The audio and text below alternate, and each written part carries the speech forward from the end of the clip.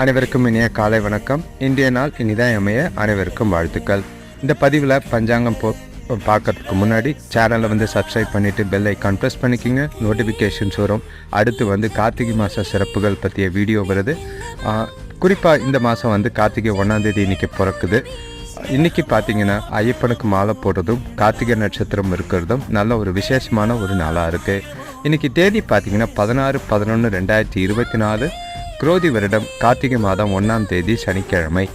இன்றைக்கி திதி பார்த்திங்கன்னா பௌர்ணமி திதி. விடிய காலையிலே 2:59 முடிஞ்சிடுது. அதுக்கு பிறகு பிரதம திதி இருக்குது.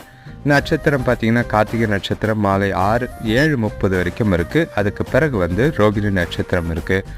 யோகம் பார்த்திங்கன்னா சித்த யோகம் இருக்குது, அமிர்த யோகமும் இருக்குது. சந்திராசிரமம் பார்த்திங்கன்னா சித்திர நட்சத்திரத்துக்கு இருக்குது.